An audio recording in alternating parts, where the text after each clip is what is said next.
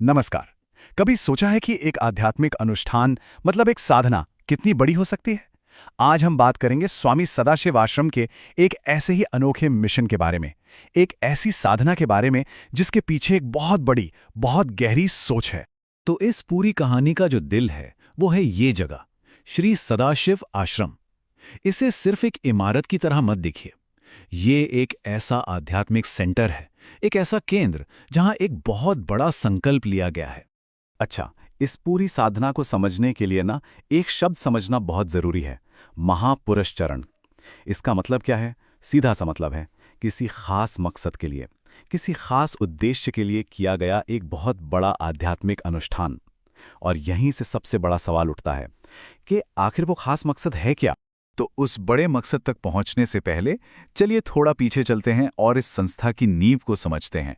मतलब इसे शुरू किसने किया, कौन लोग हैं इसके पीछे और ये है कहां पर। तो देखिए, इस महान काम की नींव में तीन मुख्य बातें हैं। सबसे पहले इसके संस्थापक स्वामी श्री सदाशिव जी, फिर संस्था का नाम जो है श्री सदाशिव आश्रम, और ये स्थित है गुजरात के अहमदाबाद में श्री बलातीबला महाशक्तिपीठ मोटेरा में। संस्थापक की जो सोच थी ना, उसमें एक और चीज बहुत अहम थी।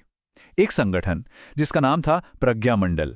उन्होंने इस पर खास तौर से जोर दिया क्योंकि ये उनके पूरे मिशन का, कह सकते हैं, एक तरह से सेंटर पॉइंट था। तो सवाल ये है कि ये प्रज्ञा मंडल आखिर करता क्या है?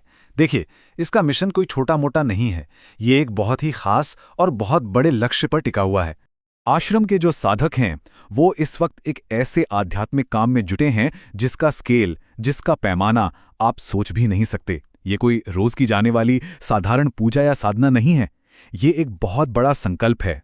तो कितना बड़ा है ये अनुष्ठान? चलिए अब सीधे सीधे गायत्री महामंत्र पुरुष चरण के स्केल को समझते हैं। जरा इस नंबर को देखिए, 24 करोड़। ये कोई छोटा मोटा नंबर नहीं है। 24 करोड़ बार गायत्री महामंत्र का जाप, सिर्फ ये एक आंकड़ा ही काफी है ये बताने के लिए कि ये साधना कितनी विशाल है। और सुनिए, बात यहीं खत्म नहीं होती। कमाल की बात यह है कि ये अनुष्ठान पहली बार नहीं हो रहा है, ये दूसरी बार है। दूसरी बार जब इतने बड़े लेवल पर यह महापुरुषचरण किया जा रहा है। इससे पता चलता है कि इस लक्ष्य के लिए कमिटमेंट कितनी गहरी और अटूट है। अब ये जो विशाल अनुष्ठान है ना, इसके दो मुख्य हिस्से हैं। एक है जपात्मक, मतलब जिसमें 24 करोड़ मंत्रों का जाप किया जाता है, और दूसरा है होमात्मक, जिसमें हर रविवार को श्री यंत्र में एक खास अग्नि अनुष्ठान, मतलब यज्ञ होता है।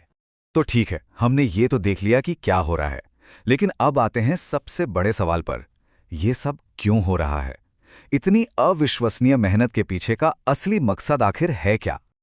आखिर इस सब के पीछे का असली लक्ष्य क्या है? क्यों किया जा रहा है ये 24 करोड़ मंत्रों का जाप? और इसका जवाब हमें सीधे मिलता है। भारतवर्ष सर्वथा शक्ति संपन्न होकर पूरे विश्व को कल्याण के मार्ग पर ले जाए। इसका सीधा सा मतलब है कि भारत हर तरह से शक्तिशाली बने और फिर पूरी दुनिया को कल्याण के रास्ते पर आगे ले जाए।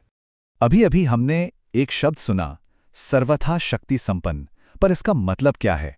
हर तरह से शक्तिशाली होने का क्या मतलब है? इस विजन के मुताबिक ये शक्ति 3 अलग अलग लेवल पर आती है, और इस बड़े लक्ष्य को पाने के लिए ये तीनों ही जरूरी हैं। तो कौन सी हैं ये 3 शक्तियां? पहली है आधि भौतिक, यानी कि फिजिकल या मटेरियल पावर। दूसरी आधि दैविक, यानी डिवाइन या कह सकते हैं सूक्ष्म शक्ति। और तीसरी है आध्यात्मिक शक्ति। जब इन तीनों का बैलेंस बनता है तभी पूर्ण शक्ति बनती है। तो इतना बड़ा विजन, इतनी बड़ी सोच, ये सिर्फ एक आइडिया बनकर ना रह जाए, इसके लिए क्या होता है? ये रोजमर्रा की प्रैक्टिस में कैसे जिंदा रहती है? चलिए अब देखते हैं साप्ताहिक अनुष्ठान और उसकी प्रार्थना को। इस संकल्प को हमेशा जिंदा रखने के लिए हर रविवार, जी हां, हर संडे श्री यंत्र के अग्नि कुंड में एक होमात्मक यज्ञ यानी अग्नि अनुष्ठान किया जाता है। ये दिखाता है कि उस बड़े विजन के लिए कमिटमेंट लगातार बनी हुई है। ये एक जीती जागती प्रक्रिया है। तो ये कोई एक बार का इवेंट नहीं है, बल्कि एक लगातार चलने वाली साधना है। यही वो साप्ताहिक अनुष्ठान है जो इस बड़े विजन को सिर्फ एक सोच तक सीमित नहीं रखता, बल्कि उसे एक जीती जागती हकीकत बनाता है। और इस पूरे अनुष्ठान का, इस पूरी साधना का जो निचोड़ है, जो सार है, वो इस एक शक्तिशाली आशीर्वाद में है।